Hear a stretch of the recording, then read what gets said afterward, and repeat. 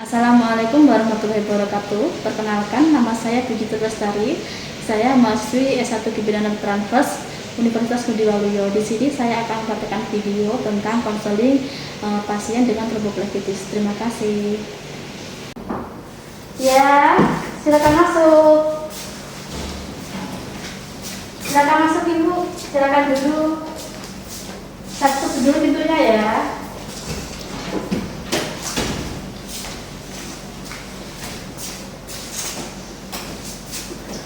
Perkenalkan Ibu, nama saya Puji. Saya bertugas pada pagi. Bersama dengan Ibu siapa? Dengan Ibu Nirwana. Ibu Nirwana. Ada yang bisa saya bantu Ibu? Bu, saya ini mau kontrol, saya habis lahiran. Iya. Tapi paha saya ini kayak bengkak, terus nyeri kalau dipakai jalan, pakai duduk. Kenapa ya? Ibunya sudah berapa hari melahirkannya? Ini hari ke-5. Hari kelima. Iya. Oke. Kalau gitu kita periksa dulu ya, kita cek ya. Silakan ikut saya Bu.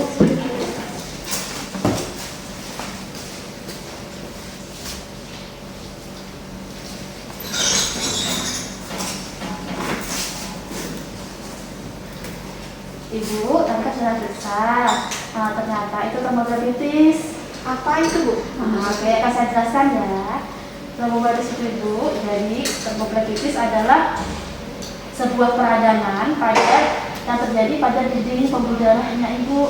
Terus biasanya disertai dengan pembekuan darah. Ya, penyebab tromboflebitis sendiri itu biasanya karena yang pertama perubahan laju peredaran darah, kemudian terjadinya perlukaan pada bagian pembuluh darahnya Ibu, terus adanya juga tekanan darah, ya.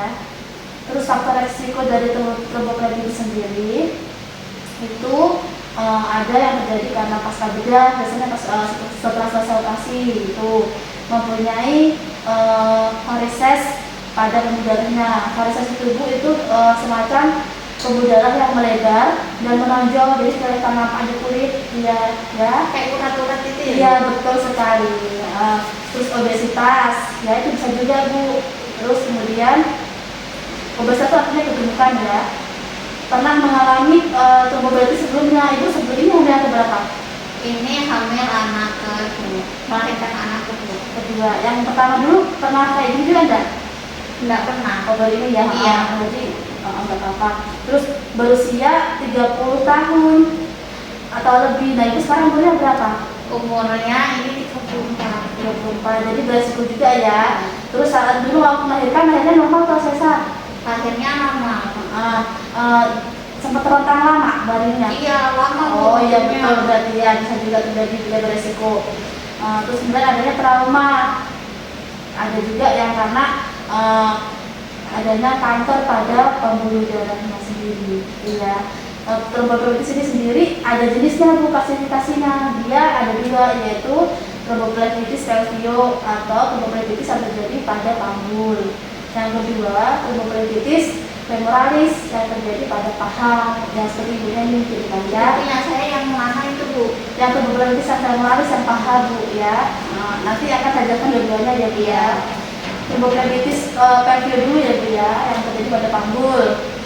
Itu tanda gejalanya, nyerinya terdapat pada perut bagian bawah atau bagian samping. Kemudian timbul nyerinya itu biasanya hari kedua sampai ke hari ketiga setelah melahirkan.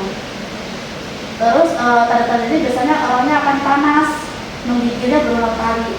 Suhunya kalau dicek itu langsung naik drastis dari 36 jadi 40 dia Bu, biasanya begitu.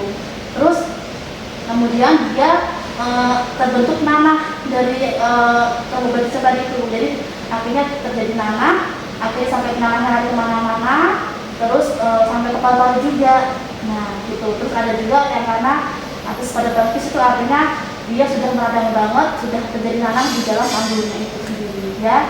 Sekarang yang gejalanya tromboflebitis femoralis atau yang paha ya, yang seperti ibunya. Kan ibunya saya cek keadaan umumnya kan masih bagus, ini ibunya kan masih bisa jalan juga, itu masih bagus. Suhu ibunya biasa kalau dicek itu agak meriang gitu, agak hangat, ibunya Iya agak sih, hangat. kadang saya ngerasa kayak gitu. Oh iya betul ya. Terus terjadinya biasanya hari ke-7 sampai 10. Maksud juga ya. Pada bagian kaki itu kalau ditutup sakit, selalu tegang dan keras. Betul ya Bu Iya. ya. Nyerinya pada lipatan paha biasanya terasa nyeri betul. Betul ya. Gitu ya Bu ya. Ibu tidak usah takut.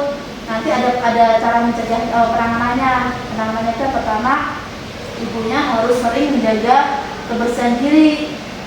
Ya, jadi Tembok itu kan Bu, apa Ya. mandi aja. dia tetap mandi Bu, sehari mandi berapa kali gitu. Terus nanti untuk pada areanya yang luka itu, untuk di penanganannya dengan teknik aseptik, jadi bisa dikompres pakai alkohol kayak gitu Bu ya. Dan betul kan. Kayak gitu. Terus untuk ibunya tetap melakukan tilang baring, tidur terlentang untuk memantau gejala penyakitnya dan mencegah terjadinya penumpukan cairan pada paru-paru ya. Nanti ibunya juga tetap harus mobilisasi dini, maksudnya kakinya tetap digerakkan juga untuk meningkatkan sirkulasi pada ekstremitas bawah, maksudnya kakinya biar ada darahnya terlancar ya. Ibunya tidak boleh menggantung kaki lebih dari 1 jam, jadi tidak boleh digantung lama-lama ya Bu ya. Jadi harus ada sandarannya. Iya betul.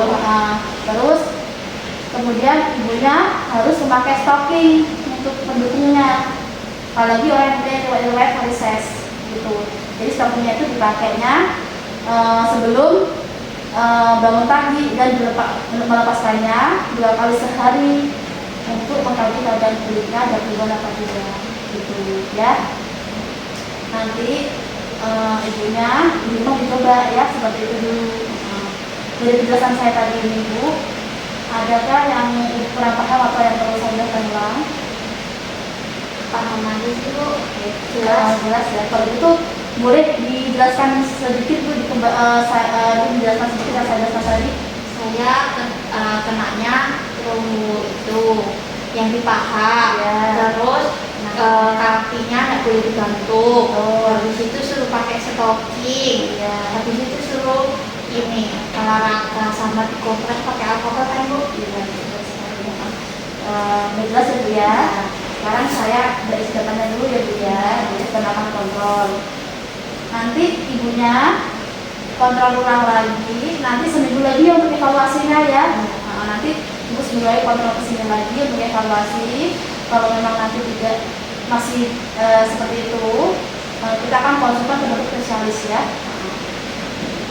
Oke, silakan pada tangan Bu, bagian paling bawah.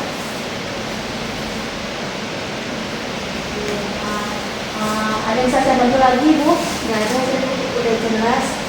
Oke, kalau gitu ibunya boleh